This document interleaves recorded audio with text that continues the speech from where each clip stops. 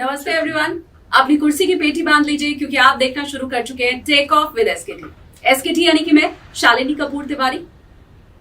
कभी आपके साथ ऐसा हुआ है कि आपने कुछ सोचा और वो हो गया, या कितना अच्छा हो कि हम जो सोचें वो हो जाए। सुनने में तो ये बिल्कुल ऐसा लगता है जैसे हाथ में कोई जादू की छड़ी आपके आ गई हो, कुछ ऐसा जो आपकी हर विश को पूरी करता चला जाए। लेकिन मैं अगर आपसे ऐसा कहूं कि ये वाकई होता है कि आप सोचें और वो हो जाए, और ये जो जादू की छड़ी है ये हम सबके पास है।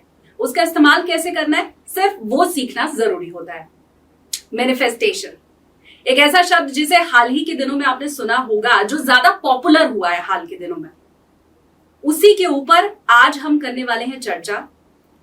अब देखिए, हर कोई ये चाहता है कि वो अपनी लाइफ में बहुत अच्छे से टेक ऑफ करे और फिर उसके बाद उसकी जिंदगी की गाड़ी ऐसा चलना शुरू हो कि बस ऑटो पायलट मोड पे चली जाए और हम सब दौड़ना शुरू कर दें।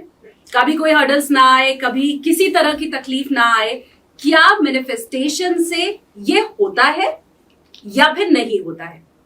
ये जानने के लिए पॉडकास्ट में जो आज मेरे साथ हैं, जिन्हें मैं बोर्डिंग पास देने जा रही हूं, वो ऐसे शख्स हैं जो मैनिफेस्टेशन को समझते भी हैं, जानते भी हैं, उसे जीते हैं। होलिस्टिक वेलनेस कोच मेरे साथ अनुराग ऋषि जी मौजूद हैं। बहुत स्वागत है sir. Thank you so much, thanks for having me here. और मुझे ऐसा लगता है कि जितने हेवी शब्द आप यूज कर रहे थे, मुझे नहीं पता कि मैं उनको जस्टिफाई कर भी पाऊंगा या नहीं, लेकिन थैंक यू सो मच। और पूरी कोशिश करेंगे कि यहाँ से जो भी हम बात करें आपकी ऑडियंस को एक अच्छा मैसेज दे पाए। एक कहावत आपने सुनी होगी जिसका अभी तक मुझे लगता है कोई जवाब किसी के पास नहीं है, कि मुर्गी पहले आई या अंडा पहले आया। अब आपसे मैं सबसे पहले ये समझना चाहती हूँ कि जो हमारे जीवन में घटित हो रहा है उससे हमारी सोच निर्धारित होती है, या सोच जैसे निर्धारित होती है वो जीवन में घटित होता है? बहुत अच्छा सवाल है, और इसका जवाब भी मैं इतने ही डिप्लोमेट तरीके से देना चाहूंगा कि ये दोनों एक दूसरे के ऊपर इम्पैक्ट डाल रहे हैं। जैसे अगर हम किसी चीज के बारे में जिस तरह के विचार रख रहे हैं, उसी तरह के विचार से वो चीजें उत्पन्न होने लगती हैं। और जो चीजें हो रही हैं, क्योंकि एक प्रॉपर साइकिल है, जो चीजें हो रही हैं, जैसे जिस तरह के मेरे इमोशंस होंगे उसी तरह का मेरा थॉट प्रोसेस चलेगा, उसी तरह की मेरी बॉडी फीलिंग्स जनरेट करेगी, और उसी के बेसिस पर मेरे बहुत सारे एक्शंस होंगे। अब जो मैं एक्शंस ले रहा हूं वही मेरा बिहेवियर बन जाएगा, रूटीन में वैसे ही मैं काम करूंगा, और जिस तरह का मेरा बिहेवियर है मेरा फिर से थॉट प्रोसेस वैसा ही चलने लग जाएगा। तो अगर आप देखोगे तो ये कंप्लीट साइकिल है। तो अगर मैं कहूं कि मेरे थॉट्स मेरे एक्शंस पे बहुत ज्यादा इंपैक्ट डालते हैं, तो इट इज सो ट्रू। और जो मैं कर रहा हूं वो मेरे थॉट्स पे इंपैक्ट डालता है, तो बिल्कुल ठीक है। तो अगर हम देखें तो ये पूरा साइकिल है, और अगर हम इस साइकिल को समझ लें, इसके पैटर्न को समझ लें, कहां पे इस साइकिल को ब्रेक किया जा सकता है, कहां पे इसमें इंटरवेंशन किया जा सकता है, अगर ये समझ लें तो मेरे ख्याल से ये बहुत बड़ा एक गेम चेंजर बन सकता है। क्योंकि जो भी रिजल्ट्स हैं, जो भी एक्शंस हैं, जो भी बिहेवियर है, उसमें चेंज कर पाना लगभग नामुमकिन है, क्योंकि वो बड़े क्रॉस लेवल पे चीजें पहुंच चुकी होती हैं। तो अगर इस पूरे साइकिल में कहीं चेंज लाना हो तो वो चेंज हमें उस थॉट प्रोसेस में लाना है, थिंकिंग में लाना है, इमोशंस में लाना है, फीलिंग्स में लाना है। मुझे लगता है अगर वहां चेंज लाएंगे तो शायद एक्शंस में या बहुत सी चीजों में, ऑब्वियसली, क्योंकि वो बाय प्रोडक्ट है उस थिंकिंग का, उस बिहेवियर का और उस फीलिंग का। पर आप जैसे ये कह देते हैं कि ये लगभग इम्पॉसिबल है, तो मुझे लगता है, और मेरे व्यूवर्स भी मुझे लगता है कंफ्यूज हो जाएंगे कि ये लगभग अगर इम्पॉसिबल है तो फिर हमें अनुराग जी की क्या जरूरत है? हम तो इसलिए आए हैं आपके पास कि जो इम्पॉसिबल है वो पॉसिबल कर पाए। पहली बात तो मैंने इम्पॉसिबल शब्द का यूज नहीं किया, मैंने ये नहीं कहा कि लगभग इम्पॉसिबल है। मेरा कहने का अर्थ समझिए आप। कहने का अर्थ ये है कि जैसे हमारे पास दो चीजें हैं, एक है हमारा प्रारब्ध और एक है हमारे कर्म।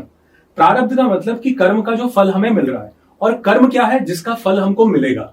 अब प्रारब्ध हमारे हाथ में नहीं है। अगर मैं इसको बोलूं लगभग की जगह बिल्कुल इम्पॉसिबल है, तो ये बिल्कुल इम्पॉसिबल है, लेकिन बदलने की क्या जरूरत है? कर्म। और कर्म से सिर्फ प्रारब्ध नहीं मिलता, कर्म से प्रारब्ध, आरब्ध और अनारब्ध तीन चीजें बनती है। प्रारब्ध वो जो पिछले कर्मों का मिल रहा है, आरब्ध वो जो इस जन्म में मिलेगा, और अनारब्ध वो जो हम आगे क्रिएट कर सकते हैं। तो यानी अगर मैं कहूं मैं अपना प्रारब्ध बदल सकता हूं, बिल्कुल गलत है। मैं क्या बदल सकता हूं? कर्म बदल सकता हूं।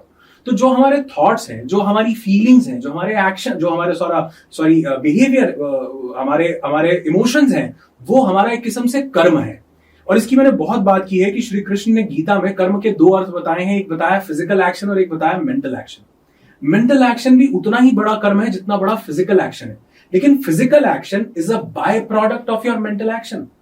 क्योंकि जब तैत्तरीय उपनिषद को हम बड़े ध्यान से देखते हैं, उसमें पढ़ते हैं पंचकोश की बात की गई, अन्नमय कोश, प्राणमय कोश, मनोमय कोश, विज्ञानमय कोश और आनंदमय कोश। तो जो अन्नमय कोश यानी जो ये फिजिकल बॉडी है, जो ग्रॉस स्थूल शरीर जो हमारा है, ये किसका बाय प्रोडक्ट है? हमारे प्राणमय कोश का और हमारे मनोमय कोश का। तो अगर हमको स्थूल शरीर में यानी इस फिजिकल बॉडी में भी चेंजेस लेकर के आने हैं, तो हम अपने मन से, मनोमय कोश से और प्राणमय कोश से सोची गई चीजों से चेंजेस लेकर के आ सकते हैं। ये बकायदा वर्णित हैं चीजें। ठीक उसी तरह अगर हम अपने कर्म को समझ लें, तो वो चीजें जो हमको एक लेवल पर लगभग इम्पॉसिबल लग रही हैं, वो भी पॉसिबल होने लगती हैं। बस उनको चेंज करने का जो एंगल है वो बदल जाता है। बहुत शानदार। क्या आप इसका कोई स्टेप आप हमें बता सकते हैं? क्योंकि मुझे लगता है अगर हम स्टेप वाइज सीखते हैं तो वो ज्यादा आसान हो जाता है। क्या इसका भी कोई स्टेप होता है? बिल्कुल स्टेप होता है, और मुझे लगता है कि जो भी चीज दुनिया में है उस सबका एक प्रॉपर स्टेप है, उनके स्टेप्स हैं, उसका फॉर्मूला है। अगर उसको तरीके से फॉलो किया जाए तो हम किसी भी चीज को, जिसको हम मैनिफेस्टेशन, आज आपने बड़ा खूबसूरत शब्द बोला मैनिफेस्टेशन, हम उसको कर सकते हैं। तो मैं अक्सर, मेरे पार्टिसिपेंट्स भी मेरे पास आते हैं, मैं उनको अक्सर एक ही चीज बोलता हूं कि you never attract what you want in your life, you only attract who you are. जिंदगी में गलती यहां पर सबसे बड़ी ये हो रही है कि लोग क्या कर रहे हैं कि मैं ये करना चाहता हूं। तो चाहने से, आप देखो, हम ना जो सब्जेक्ट है हम उस पर कभी फोकस नहीं करते। यहां पर सब्जेक्ट क्या है? चाहना। हम और ज्यादा चाहते ही रहेंगे। जैसे कई बार लोग आते हैं, बोलते हैं कि सर मैं बीमार नहीं रहना चाहता। मैंने कहा सब्जेक्ट क्या हुआ? बीमारी। आप किस चीज के ऊपर फोकस कर रहे हो? बीमारी पर। तो इसकी जगह मुझे क्या बोलना होगा? इसकी जगह मुझे सोचना होगा कि मैं स्वस्थ होना चाहता हूं। I want to become healthier, I want to become healthy. तो यहां पर भी सेम वही कॉन्सेप्ट है कि मुझे सब्जेक्ट देखना है कि क्या है। I never attract what I want in my life, I only attract who I am, who you are. अब लोग पूछते हैं सर अगर मैं हूं ऑलरेडी तो फिर मुझे वो अट्रैक्ट करने की क्या जरूरत है? मैंने कहा आप यहां से हो जाओ। अगर आप यहां से हो गए तो आप समझो वो जिंदगी में आने लगेगा। और ये हमारे सामने, क्योंकि आज तो जैसे जैसे साइंस, फिजिक्स ने तरक्की करनी शुरू की, फिजिक्स ने इवॉल्व होना शुरू हुआ। आप न्यूटन के टाइम पर देखो, न्यूटन की बहुत सारी ऐसी चीजें थी जिनको आइंस्टीन ने गलत साबित कर दिया। बहुत सारे ऐसे लॉस थे जिनको उन्होंने गलत साबित किया। और आज जब और क्वांटम फिजिक्स इवॉल्व कर रही है तो बहुत सी चीजें और गलत साबित हो रही है। हमें पता चलता था कि जो एक एटम है वो मैटर है। हमारी ओल्ड फिजिक्स में, जो ओल्ड स्कूल फिजिक्स जिसको मॉडल बोलते हैं, उसमें एटम मैटर था। न्यूटन आए, न्यूटन ने बताया नहीं, एटम के अंदर सब एटॉमिक पार्टिकल्स भी हैं जिनको हम इलेक्ट्रॉन, प्रोटॉन और न्यूट्रॉन बोलते हैं। एटम के अंदर बहुत सारा खाली स्पेस है, लेकिन जो इसके अंदर सब एटॉमिक पार्टिकल्स हैं ये मैटर है। आइंस्टीन आए, क्वांटम फिजिक्स आई। जब क्वांटा का मतलब उस एटम के अंदर जो सब एटॉमिक पार्टिकल्स हैं उनके पैकेट्स, उनको जब एक्सप्लोर किया गया तो पता चला कि ये जो सब एटॉमिक पार्टिकल्स हैं ये तो वेव है, ये तो मैटर है ही नहीं। इस कॉन्सेप्ट ने ये प्रूव किया कि जो हम बोलते हैं कि इस पूरी दुनिया में दो ही चीजें हैं, एक है जड़, एक है चेतन, एक है मैटर, एक है एनर्जी। इस क्वांटम फिजिक्स के इस मॉडल ने प्रूव किया कि एवरीथिंग इज एनर्जी। जब सब कुछ एनर्जी है तो हम किसको चेंज करने की कोशिश कर रहे हैं? मैटर को। किससे चेंज करने की कोशिश कर रहे हैं? मैटर से। तो क्यों ना हम एनर्जी को चेंज करें एनर्जी से। इसका सबसे ब्यूटीफुल स्टेप यह है कि एनर्जी क्या है? हमारे थॉट्स, हमारे इमोशंस, हमारी फीलिंग्स प्योर एनर्जी है, प्योर, जो इस यूनिवर्स के साथ लगातार कम्युनिकेट कर रही है। ये बॉडी तो इसका एक बाय प्रोडक्ट है, ये बॉडी तो एक टूल है जिसके थ्रू हम ये सब कुछ यूज कर रहे हैं। जैसे मैं अक्सर एक बात बोलता हूं, जब गौतम बुद्ध को ज्ञान प्राप्त हुआ तो देवताओं ने फूल बरसाए। ऐसा हमने बचपन में बहुत सारे स्क्रिप्चर्स में, टेक्स्ट में पढ़ा। ऐसा क्यों हुआ होगा कि जो देवता थे उन्होंने भी गौतम बुद्ध के एनलाइटेंड होने पे फूल बरसाए? क्योंकि उनको ये पता था कि ये जो गौतम बुद्ध हो गए हैं ये हमारे लिए भी पॉसिबल नहीं है, ये सिर्फ मानव शरीर मिलने के बाद ही पॉसिबल है। तो this body is a tool, लेकिन इस टूल के पीछे जो साइंस काम कर रही है वो एनर्जी के फॉर्मेट में हमारे थॉट्स, इमोशंस एंड फीलिंग्स से काम कर रही है। और आज साइंस ये प्रूव कर चुका है, आज डबल स्लिट एक्सपेरिमेंट से ये प्रूव किया कि एवरीथिंग इज एनर्जी। बस हम एज अ मैटर, हर एक चीज को मैटर की तरह, ये हमें मैटर लग रहा है, ये हमें सॉलिड लग रहा है। क्यों लग रहा है? क्योंकि हमारे पास इतनी कैपेबिलिटी नहीं है कि हम उस लेवल पर जाकर इसको एनर्जी फॉर्म में देख सकें। लेकिन सब एनर्जी है, और जब हम एनर्जी से चेंजेस लाने की कोशिश करते हैं तो जिंदगी में चीजें बदलती हैं। इसलिए मैं बोलता हूं मैटर को नहीं बदलना, मैटर से नहीं बदलना, मैटर को नहीं बदलना, हमको एनर्जी से बदलना है, एनर्जी को बदलना है। और एनर्जी क्या है? Thoughts, emotions and feelings. You never attract what you want in your life, you only attract who you are. अपने थॉट से, अपने इमोशन से, अपनी फीलिंग से वो हो जाओ जो चाहते हो, आप वो 100% आप वहां तक पहुंच जाओगे, उसको अचीव कर लोगे। मुझे लगता है शब्दों से ज़्यादा हम अगर कोई कहानी हमें पता चल जाए, एग्जाम्पल पता चल जाए तो हम उससे ज़्यादा समझते हैं। कोई आपके पास ऐसा उदाहरण मेरे व्यूवर्स के लिए जो हमें इजी भी लगे और हमें समझ में आए, ओके इसके साथ हो सकता है तो हमारे साथ भी हो सकता है, ऐसा कुछ? हाँ बिल्कुल, बहुत अच्छी बात आपने पूछी। हमारे एक पार्टिसिपेंट थे, मैं उनका आपको एक एग्जांपल देना चाहूँगा। एक लेडी थी और वो लाइफ में बहुत ज़्यादा मतलब उनको रिलेशनशिप इश्यूज़ और फाइनेंशियल इश्यूज़ बहुत ज़्यादा वो फेस कर रही थी। तो वो जब मिली तो वो कहती कि सर मैं ये सब चीज़ें एरेडिकेट करना चाहती हूँ लाइफ से और मुझे इसको मतलब बिल्कुल कम्प्लीटली सॉल्व करना है। तो मैं बहुत टाइम से एफर्मेशंस कर रही हूँ, मैं बहुत टाइम से कोई टेक्निक्स होती हैं 3 6 पता नहीं कौन सी मैं टेक्निक्स लगा रही हूँ, रोज़ ये चीज़ें लिखती हूँ मैं। एक दिन ऐसे ही पता नहीं किस बात में कई बार कोई चीज़ निकल आती है, उनसे बात हुई तो मैंने उनसे पूछा कि ये जो चीज़ें आप अपनी ज़िंदगी में चाहते हो, आप उनका क्या शुक्र भी अदा करते हो? कहती सर वो आएंगी तो शुक्र अदा करेंगे ना। मैंने कहा शुक्र अदा करोगे तो आने लग जाएंगी। कहती सर ऐसा कैसे होगा कि मेरी लाइफ में वो चीज़ है नहीं और मैं अगर उसका ग्रैटिट्यूड करूं तो मैं वो उस लेवल पर जाकर ग्रैटिट्यूड नहीं कर पाऊंगी। मैंने कहा बिल्कुल ठीक बात है। तो आप एक काम कीजिए, आप ऐसा विजुअलाइज कीजिए कि आपकी ज़िंदगी में वो चीज़ें आ चुकी हैं। वो बोली विजुअलाइजेशन से कैसे होगा? मैंने कहा our mind doesn't know the difference between imagination and reality. हम जो चीज़ें इमेजिन करते हैं हमारे माइंड को लगता है कि ये बिल्कुल रियल हो रहा है। इनफैक्ट ऐसा बोला जाता है कि इमेजिनेशन में कोई इंसान डरता है तो वो रियल लाइफ में डर उतना नहीं डराता जितना इमेजिनेशन में डरा देता है। इमेजिनेशन में कोई इंसान लव की फीलिंग में जाता है तो वो इतना ज़्यादा डोपामिन ऑक्सीटोसिन रिलीज करता है जितना रियल में वो अगर वो किसी बच्चे के साथ अपने के खेल रहा है, कोई पार्टनर के साथ है, तो वो उतना लव नहीं फील करेगा जितना इमेजिनेशन में फील कर जाएगा। Because imagination is more vivid, more real than reality, क्योंकि उसका कंट्रोल हमारे पास है और वो हमारे साथ ही इंटरनल सेल्फ में घटित हो रहा है। तो मैंने उनको बोला आप एक काम करो, आप रोज़ ऐसा इमेजिन करो कि आपके पास फाइनेंशियल अबंडेंस है और आप जहाँ पर जाना चाहते हो वहाँ पर हो और वहाँ पर पहुँचने से पहले आप ग्रैटिट्यूड कर रहे हो उस खुदा का, भगवान का, परमात्मा का, जिनमें भी आपका शुक्र अदा कर रहे हो। बोले सर अच्छा। 2-3 दिन वो मेरे से पूछती रही, बोले सर मुझे ऐसा डाउट है। मैंने कहा आप एक बार करके तो देखो। उन्होंने करना शुरू किया। 3-4 दिन बाद शी केम अगेन मेरे पास आई, बोली सर हम विजुअलाइजेशन तो आधा घंटा करते हैं और 23 घंटा 30 मिनट तो फिर हम नॉर्मल लाइफ में होते हैं। बात तो बिल्कुल ठीक है आपकी भाई, ये तो हर एक इंसान का क्वेश्चन होगा। मैंने कहा जब 23 घंटा 30 मिनट आप नॉर्मल लाइफ में होते हो तो उस टाइम पर आपका कॉन्शियस माइंड सब कुछ ऑपरेट कर रहा है। जब आप आधा घंटा विजुअलाइजेशन कर रहे हो उस टाइम पर वो विजुअलाइजेशन सीधे आपके सबकॉन्शियस माइंड के ऊपर इम्पैक्ट डाल रही है, क्योंकि ठीक 5 मिनट के अंदर अंदर हमारी ब्रेन वेव्स जो बीटा में होती हैं विजुअलाइजेशन शुरू करते ही वो धीरे धीरे से अल्फा में शिफ्ट होने चली जाती हैं। अल्फा ब्रेन वेव क्या है? Alpha is the bridge between beta and theta. Theta brain wave क्या है? एक बड़ी साइलेंट, बड़ी गहरी, बड़ी ऐसी ब्रेन वेव जिसमें हमारे सबकॉन्शियस माइंड के द्वार ओपन होते हैं, दरवाजा खुलता है। एक ऐसी ब्रेन वेव जिसमें human growth hormone HGH release होता है। एक ऐसी ब्रेन वेव जिसमें हमारी बॉडी वाइट ब्लड सेल्स का एक टाइप होता है जिसको टी लिम्फोसाइट्स बोलते हैं, टी सेल्स जो कैंसर को इट अप करते हैं, वो सेल्स रिलीज होने शुरू होते हैं। मतलब सब कुछ साइंटिफिकली प्रूवन है। और वो कब रिलीज होती है? जब हम धीरे धीरे बीटा से अल्फा, अल्फा से थीटा में जाएंगे। वहां पर कोई रियलिटी नहीं होती, सिर्फ जो इमेजिनेशन में चल रहा है बॉडी उसको रियल मानने लगती है। जैसे कई बार आपके साथ ऐसा हुआ होगा, आपने कोई ड्रीम देखा, या कोई भी जो व्यूअर्स इसको देख रहे हैं वो रिलेट कर पाएंगे। आपने कोई सपना देखा, एकदम रात को ऐसे पैल्पिटेशन हो रही है, हार्ट बीट, स्वेटिंग, फिर अरे यार वो कहाँ गया जो अटैक कर रहा, फिर अरे नहीं यार ये तो सपना था। लेकिन आपकी बॉडी ऐसा क्यों रिएक्ट कर रही थी जैसे वो रियल में हो रहा है? पूरा बॉडी वैसे रिएक्ट कर रही है, पैल्पिटेशन हो रही है। इवन आप फील करोगे कई बार स्वेटिंग, पसीना आया होता है, AC चल रहा है लेकिन पसीना आया हुआ है। कैसे? क्योंकि your mind doesn't know the difference between imagination and reality. उसको पता नहीं है क्या इमेजिनेशन है और क्या रियल है, वो तो वैसे ही रिस्पॉन्स करना शुरू कर देता है कि जैसे ये रियल में हो रहा है। तो अगर आप वो आधा घंटा विजुअलाइजेशन करते हैं, उस आधे घंटे में आपके सबकॉन्शियस माइंड को ये सिग्नल जाता है कि ये रियल में हो रहा है। और अगर वो रियल में हो रहा है तो उसके लिए लास्ट में ग्रैटिट्यूड पे करने में कोई हिंडरेंस नहीं आएगी। आपका माइंड, आपके टिश्यूज, आपका एक एक ऑर्गन उसको रियल मान करके वैसे हार्मोन सिक्रीट करना शुरू कर देगा।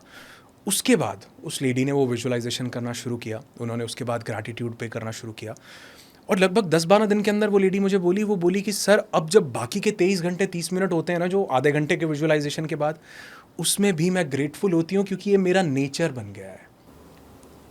वो जो थोड़ी देर मैंने अपने सबकॉन्शियस माइंड को प्रोग्राम किया, उससे मुझे लगता है कि यार मेरे पास कितना कुछ तो है।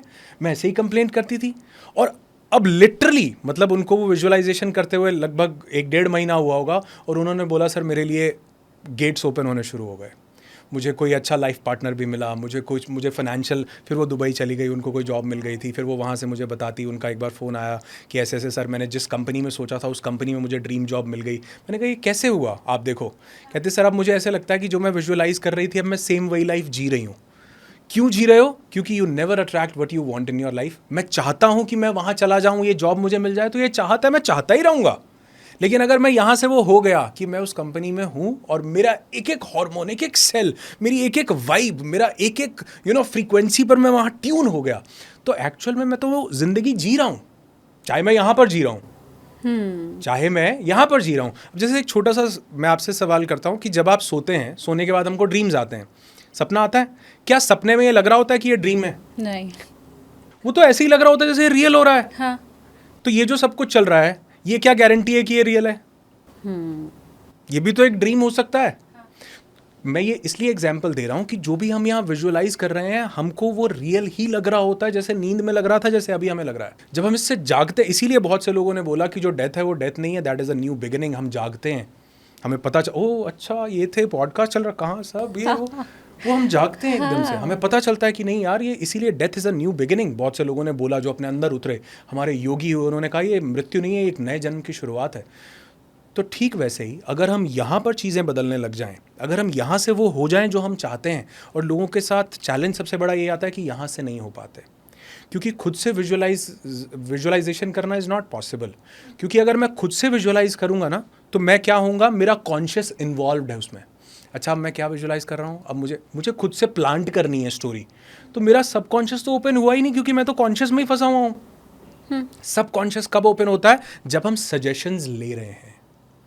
इसीलिए YouTube पर बहुत से विजुअलाइजेशंस अवेलेबल हैं। हमारे इवेंट्स में लोग आते हैं, मतलब एक तो हमारा रिट्रीट होता है, 6 नाइट 7 डेज़ का रिट्रीट होता है, नो दाई सेल्फ के नाम से, जहाँ पर लोग 7 दिन मेरे साथ रिजॉर्ट में, जिसकी अभी हम बात कर रहे थे, हाँ। वहाँ पर बंद हो जाते हैं, बिल्कुल no signal, no network, no mobile phone, nothing. Oh my God. और उस इवेंट का भी नाम होता है नो दाई सेल्फ, कि आप खुद को जानिए। लोग जब वहाँ पर आते हैं तो वो आश्चर्यचकित होते हैं कि कई बार वहाँ बैठे बैठे वो विजुअलाइजेशन कर रहे हैं और वो जो चाह रहे थे वो मैसेज आ रहा है। लोग अपनी बड़ी बड़ी 25-25 साल पुरानी बीमारियां 6-7 दिन में वहाँ ख़त्म करके चले जाते हैं। क्यों? क्योंकि जब हम उस एनर्जी से कनेक्ट करते हैं जो हमारे अंदर सब कुछ मैनिफेस्ट करने के लिए तैयार बैठी है, वो कल्प वृक्ष कहीं बाहर नहीं है, यहाँ पर है, लेकिन यहाँ से चेंज होना पड़ता है। और वहाँ पर क्या होता है? एटमॉस्फेयर मिलता है, एनवायरनमेंट मिलता है, लोग मिलते हैं, कमांड्स मिलते हैं, तो लोग हर चीज़ को अचीव कर पाते हैं। सिर्फ फ़र्क इतना है कि आप कैसे यहाँ से वो हो जा रहे हो। अगर यहाँ से नहीं हुए तो जीवन में बाहर कुछ बदल लो, कोई फ़र्क नहीं पड़ेगा। लेकिन अगर यहाँ से बदल गया, आपने बिलीव कर लिया, आपके इंटरनल सेल्फ ने ये एक्सेप्ट कर लिया, तो चीज़ें लाइफ में बदलने लगती हैं। और ये उस लेडी के साथ नहीं हुआ, सिर्फ ऐसे सैकड़ों, हज़ारों, लाखों लोग हैं जिनके साथ ये सब चीज़ें हुई कि उन्होंने यहाँ से अपने इंटरनल सेल्फ को बदला, वो लाइफ जीनी शुरू कर दी जो वो चाहते हैं, और आज वो वहाँ पर हैं। आपकी ये बातें सुनते सुनते मुझे आर माधवन, आमिर खान की मूवी 3 इडियट याद आ रही थी कि all is well, all is well. तो वो वैसे ही है, ऑल इज वेल अगर किया तो वो माइंड तक मैसेज जाएगा और ऑल इज वेल हो जाएगा। वो जो आर माधवन और आमिर खान की मूवी है, वो जो डायलॉग उन्होंने लिया वो लुइस हे की बुक है you can heal your life, वहाँ से लिया है। लुइस हे ने एक बुक लिखी। लुइस हे एक ऐसी लेडी हैं जिनको कैंसर डेवलप हो गया था, और उनको ये पता चला कि उनको जो कैंसर डेवलप हुआ इसके पीछे कोई बायोलॉजिकल रीज़न नहीं थे। उसके पीछे जो रीज़न था वो बहुत सालों तक कोई उनका एक रिलेटिव था, उस रिलेटिव ने जब वो बच्ची थी तो उसके साथ कुछ गलत किया। बहुत लंबी फाइट हुई, कोर्ट में केसेस हुए सब, तो वो लुइस हे वो केस जीत गई। केस जीतने के बाद वो इंसान तो he is now behind the bars उस टाइम पर, लेकिन वो जब तक जेल के अंदर था, लुइस हे डरती रही कि वो बाहर आएगा फिर वैसा करेगा, बाहर आएगा फिर वैसा करेगा, बाहर आएगा फिर वैसा करेगा, और ये डर ने उनकी बॉडी में कैंसर डेवलप किया। और आज वही लेडी हैं जो हज़ारों लोगों के कैंसर्स को ठीक करती हैं। क्यों? क्योंकि जब उन्होंने डॉक्टर से पूछा कि ये डिजीज़ मुझे कैसे डेवलप हुई, मैंने तो कुछ गलत, डॉक्टर ने बोला क्या आपके पास कुछ ऐसा रखा है जिससे आप डरती रही, फियरफुल होती रही? उसने कहा हाँ ऐसा ऐसा। उसने कहा बस उसको चेंज करो, उस इमेज को यहाँ पर बदलो।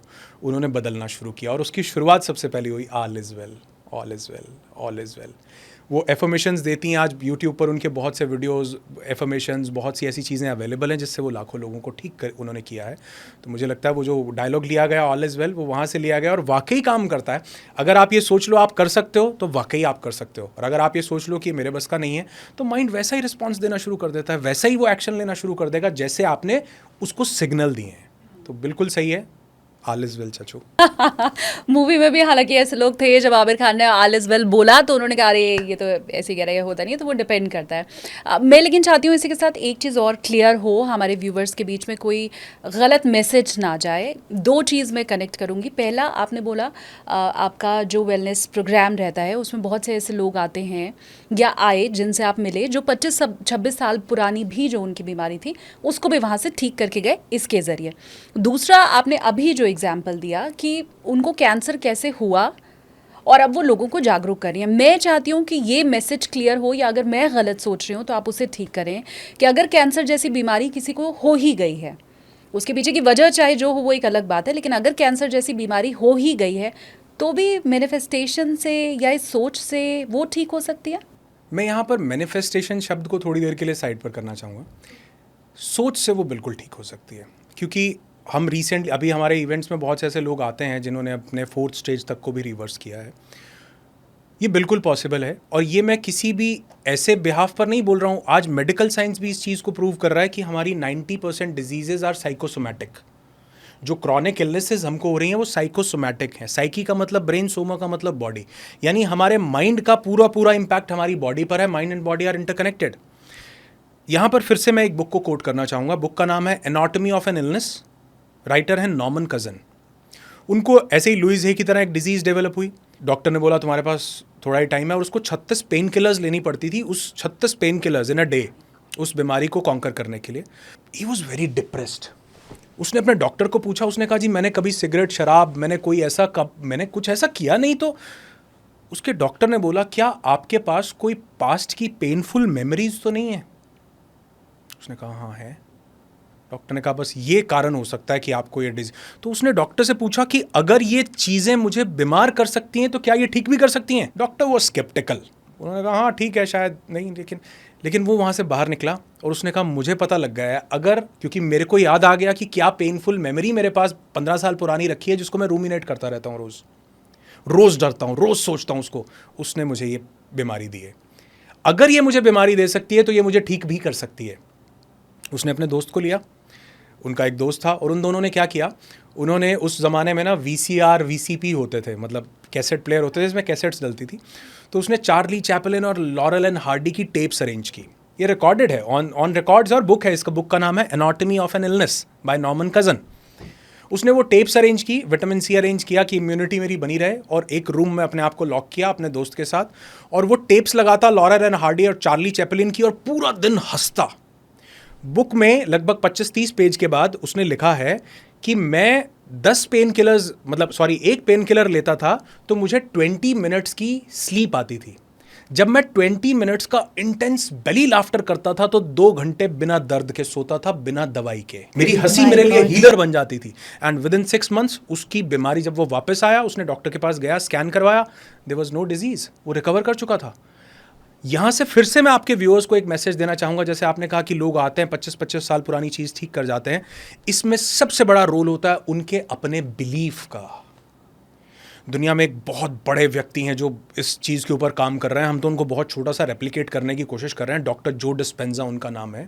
7-7 हज़ार लोग इवेंट में जाते हैं और अगले 6 इवेंट्स के रजिस्ट्रेशन मिलते नहीं हैं। वहां पर लोग, ये तो जो चीजें मैं आपको बता रहा हूं, रेडिकल रेमिशन होता है। वहां पर लोग आते हैं, ऐसे ठीक होके जाते हैं, चमत्कार। कभी भी सर्च कीजिए डॉक्टर जोडिस, उनकी एक बुक है you are the placebo. Placebo आज हर दुनिया जानती है, और मेडिकल साइंस किसी भी चीज़ को नकार सकती है। वो बोलेगी ये ऑकल्ट है, ये सूडो साइंस है। वो प्लेसिबो को झूठ नहीं बोलते, कहते हैं placebo is real. What is placebo? कुछ लोगों को 2 ग्रुप्स में बांटा गया, 10 लोग इधर, 10 लोग इधर। 10 लोगों को बोला गया कि तुमको ये पर्टिकुलर डिजीज़ है, इसकी दुनिया की सबसे बेस्ट मेडिसिन हमने खोज ली है, तुमको वो मेडिसिन दे रहे हैं, और वो रियल मेडिसिन थी। दूसरे ग्रुप को भी सेम बात बोली गई, लेकिन उनको मेडिसिन की जगह मीठी गोली दी गई, मेडिसिन नहीं थी।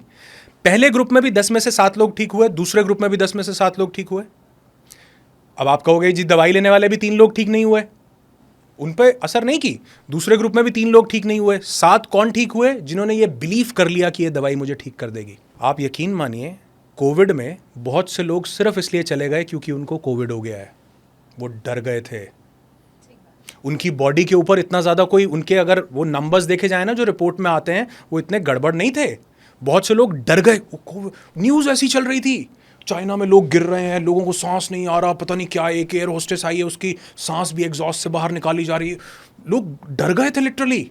और ये मेडिकल स्ट्रीम की एक नई साइंस डेवलप हुई, जिसको जानते हैं क्या बोला जाता है? PNI, psycho neuro immunology. Psyche means हमारा माइंड ब्रेन, न्यूरो मीन्स हमारा नर्वस सिस्टम, इम्यूनोलॉजी मीन्स हमारी इम्यूनिटी। ये साइंस जानते हैं क्या बोलती है? कि हमारी साइकी का डायरेक्ट इंपैक्ट है हमारे नर्वस सिस्टम और हमारी इम्यूनिटी पर। अगर मैं डरा हुआ हूं तो मेरी इम्यूनिटी शट डाउन हो जाती है।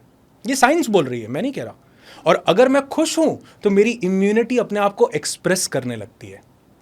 नॉर्मन कजन हंसा, खुश रहा। उसने कहा कि मैं अपने डीपेस्ट सेल को बताना ही नहीं चाहता हूं कि मुझे कोई डिजीज है, मुझे कोई बीमारी है। मैं 24 घंटे हंसना चाहता हूं, खुश रहना चाहता हूं। और ये उसके बाद बहुत सारी रिसर्चेज हुई मेडिकल स्ट्रीम में। तो आप जानिए, ये कहा जाता, ये ट्रू है कि हमारा एक एक सेल रिप्लेस हो रहा है। जैसे सांप अपनी कैंचुली उतारता है ना, हम लोग भी उतार रहे हैं, सिर्फ पता नहीं चलता। हमें नेल्स का और हेयर का पता चलता है। अदरवाइज हमारी पूरी बॉडी रिन्यू हो रही है। हमारे स्किन सेल्स लगभग 32 डेज में रिन्यू हो जाते हैं, नई स्किन आ जाती है। हमारे बॉडी का टफेस्ट से टफेस्ट सब्सटेंस लगभग 1 साल में कंप्लीटली रिन्यू, बिल्कुल नया हो जाता है। और इस वीडियो को अगर कोई डॉक्टर देख रहा हो, वो इस बात से अग्री करेंगे। मुझे कमेंट करके बताइएगा कि क्या ऐसा होता है या नहीं। अगर ऐसा होता है तो बॉडी के किसी सेल में अगर कोई दिक्कत है तो उसको तो नया सेल रिप्लेस कर देगा कुछ दिन में। फिर नए सेल में दिक्कत कहाँ से आती है? यहाँ पर एक नई साइंस आती है, एपीजेनेटिक्स। एपीजेनेटिक्स ये बोलती है कि आपका थॉट प्रोसेस, आपकी थिंकिंग, जो एनवायरनमेंट आपको मिल रहा है, वो आपके सर्टेन जीन्स को टर्न ऑन और टर्न ऑफ कर सकता है। आपका जो जेनेटिक मटेरियल, जो डीएनए, जो जीनोम है, जो सेल बनने में, नया सेल बनने में मदद कर रहा है, वो नए सेल को क्या इंफॉर्मेशन देगा?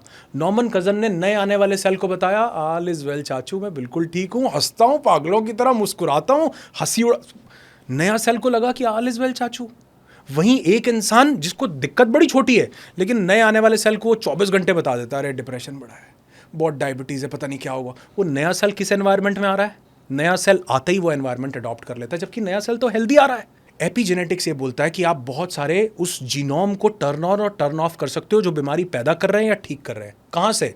By thinking alone. यही नॉर्मन कजन ने किया, हंसते हंसते बीमारी खत्म की। और ऐसे एक नहीं, ऐसे हजारों लाखों एग्जाम्पल्स हैं। फर्क सिर्फ इतना है कि उससे किसी की जेब नहीं भरती तो वो लोगों को बताए नहीं जाते, बस सिर्फ इतना डिफरेंस है। क्या आपकी इन पूरी बातों का निचोड़ मैं ये निकालूं कि दुनिया में 2 तरह के लोग हैं, तीसरे को या तो वो आप बताना, हालांकि ब्लैक एंड वाइट कुछ होता नहीं है, लेकिन फिर भी मैं ये मान के चल रही हूँ कि दुनिया में 2 तरह के लोग हैं। एक जो अपनी सोच से अपने जीवन को और अपनी शैली को बदल पा रहे हैं, और दूसरे जो नहीं बदल पा रहे हैं। तो जो नहीं बदल पा रहे हैं, दरअसल उनकी सोच में कमी है या उनकी टेक्निक में गड़बड़ी है, अदरवाइज वो भी इधर की पंक्ति में आके खड़े हो सकते हैं। बिल्कुल ठीक कह रहे हो, 100% ट्रू। और आप ऐसे बहुत सारे एग्जाम्पल्स देखोगे जहाँ पर लोगों ने सिर्फ अपनी सोच को, इनफैक्ट मैं कई बार अभी किसी और फीमेल के साथ मैं पॉडकास्ट कर रहा था, तो मैं वहाँ पर भी एक बात बोल रहा था, क्योंकि फीमेल्स के साथ ये अक्सर होता है, जो स्पेशली जो घर में काम करती है। मैंने कहा, क्या कभी आपके साथ ऐसा हुआ है कि आपका बहुत तेज़ हेडेक हो रहा है? बोले हाँ। मैंने कहा, और आपने अपने आप को काम में इंडल्ज कर लिया, आप काम करने लग गए और थोड़ी देर के बाद हेडेक चला गया? हाँ, ऐसा तो बहुत बार हुआ है। मैं किसी से पूछता हूँ कि क्या आपके साथ ऐसा हुआ है कि आप थोड़ा परेशान थे, सिर में दर्द हो रहा था, और आपके 2 फ्रेंड्स आ गए, उन्होंने कहा चलो घूमने चलते हैं, हाँ चल, या कुछ भी, कहीं पर भी हम चलते हैं, आप निकले और आपका सिर दर्द ठीक हो गया? कहते हैं हाँ हो गया। मैंने कहा कैसे हुआ? आपने सिर्फ वो सोच बदली, थोड़ी देर के लिए आपने वहाँ से ध्यान हटाया, और ध्यान हटाते ही आपका सिर दर्द गायब होने लगा। वो लोग जो डेलिबरेटली अपने आप को बदलना चाहते हैं, मैंने अभी तैत्तिरीय उपनिषद की बात की, जहां पर हमारी बॉडी की 5 लेयर्स के बारे में बताया गया, अन्नमय कोश, प्राणमय कोश, मनोमय कोश, विज्ञानमय कोश, आनंदमय कोश। हमें ऐसा लगता है कि शरीर बीमार हुआ है और शरीर को ही ठीक करना है। इससे पहले हमारे योगी बता करके गए कि हमारे पास 4 बॉडीज और भी हैं। मनोमय कोश, जहाँ पर हमारा मन, हमारे विचार, हमारी थिंकिंग जो हमारे मनोमय कोश को बना रही है। प्राणमय कोश, जहाँ पर हमारी 72,000 नाड़ियाँ चल रही हैं, हमारे शरीर के 7 चक्र, एनर्जी सेंटर्स जो हमारी पूरी बॉडी को चला रहे हैं, प्राण को चला रहे हैं, हम उनको नहीं बदलते, इसीलिए हम किस पे काम कर रहे हैं? अन्नमय कोश पर, यानी फिजिकल बॉडी पर। लेकिन फिजिकल बॉडी में गड़बड़ी कहां से शुरू हुई? प्राणमय कोश और मनोमय कोश से। किसी के विचार खराब थे, किसी के पास पेनफुल मेमोरीज रखी हुई थी, किसी के पास कोई फियर था फ्यूचर का, किसी के पास एंग्जाइटी थी, किसी के पास डिप्रेशन था। ये कारण बन रहा है बीमारियों का। आप ठीक किसको कर रहे हो? शरीर को। बीमार किसने किया? मनोमय कोश ने। तो मनोमय कोश पे काम क्यों नहीं करते? हमारे पुराने लोग मनोमय कोश और प्राणमय कोश पर काम करते थे, इसलिए वो अन्नमय कोश को ठीक कर पाते थे। हम सिर्फ इसको हम समझते हैं कि हम एक बॉडी हैं, बॉडी बीमार पड़ रही है, बॉडी को ही ठीक करना है। मैं अक्सर एक बात बोलता हूँ, we are treating the person in disease, not the disease in person. आदमी को ठीक, एक पेड़ के ऊपर फ्रूट्स लगे हुए हैं, वो फ्रूट थोड़ा सा खराब हो गया, एक सेब मान लो, एक एप्पल खराब हो गया, आपने कोई स्प्रे लिया, कपड़ा लिया, आपने उसको बिल्कुल चमका अरे ऐसा स्टिकर लगा दिया, पैक कर, ब्यूटीफुल। कितने % चांसेस हैं कि जो नया फ्रूट वहां पे आएगा वो ठीक हो जाएगा? 0%। क्योंकि वो जो फ्रूट था वो खराब हुआ, वो उसके रूट्स के वजह से हुआ। हम किसको ठीक कर रहे हैं? फ्रूट को, जो कि गलत नहीं है। हम मतलब साइंस ने बहुत इवॉल्व किया। जो एलोपैथी या मॉडर्न मेन स्ट्रीम मेडिसिन है, ये हमारे लिए किसी भगवान से या किसी चमत्कार से कम नहीं है। कई लोग मेरे पास आ जाते हैं, तो सर आप बोल रहे हो कि हम दवाई ना खाएं। मैंने कहा नहीं भैया, गलत मैसेज मत लीजिए। मैं कह रहा हूं खाइए, लेकिन इसके साथ अपने आप को वो लाइफस्टाइल चेंजेस दीजिए। इसके साथ अपने मनोमय कोश, अपने प्राणमय कोश पर काम कीजिए, अपने आनंदमय कोश पर काम कीजिए, ताकि ये फिजिकल, क्योंकि मैं आपको बोल दूंगा दवाई नहीं खाओ, मुझे क्या पता आपको कितना चैलेंज है, मुझे क्या पता आपकी इम्यूनिटी कितनी बढ़िया है कितनी नहीं है, मैं कैसे जज करूं? नहीं, आप करो जो कर रहे हो, लेकिन जो मैं बोल रहा हूं वो भी कर लो, क्योंकि उसमें पैसे नहीं लगते, 1 रुपए का खर्चा नहीं है। करके देख लो कैसे नहीं। लोग आते हैं जी, लोग फिर जब वो लोग उस बिलीफ सिस्टम में आते हैं ना, मैं डॉक्टर जो डिस्पेंजा की बात कर रहा था, प्लेसीबो की बात कर रहा था, जब आप मानने लगते हो कि हाँ ऐसा होगा, तो ऐसा होने लगता है। व्हेन यू सरेंडर, आप बिल्कुल एक्सेप्ट करते हो कि मेरे पास जो आएगा, क्योंकि लोग सरेंडर नहीं करते। जब आप सरेंडर करते हो तो आप देखते हो कि सब चीज़ें डायरेक्टली सबकॉन्शियस पर इम्पैक्ट डालती हैं, सीधा मनोमय कोश और प्राणमय कोश पर जाती हैं। अदरवाइज जब आप सरेंडर नहीं करोगे तो सब कुछ आपके कॉन्शियस से टकराएगा। लॉजिक्स, क्वेश्चंस, मेडिकल साइंस तो ऐसा नहीं बोलती, यहाँ पर तो ऐसा नहीं कहा, ये तो ऐसे नहीं, ये तो ऐसे नहीं। मैं आपको सही बताऊँ, बहुत सी चीज़ें हमारे तक्षशिला में, हमारे नालंदा में थी, जिनको बर्बाद किया गया। हमें लगता है अंग्रेज़ कोहिनूर ले गए, बहुत कुछ ले गए जो हमें पता भी नहीं है। हमारे ऐसे ऐसे स्क्रिप्चर्स थे, मांडुक्य उपनिषद में कितनी ऐसी चीज़ें बताई गई जिनके पेजेस को बर्न किया गया और उनको बाद में री एडिट किया गया।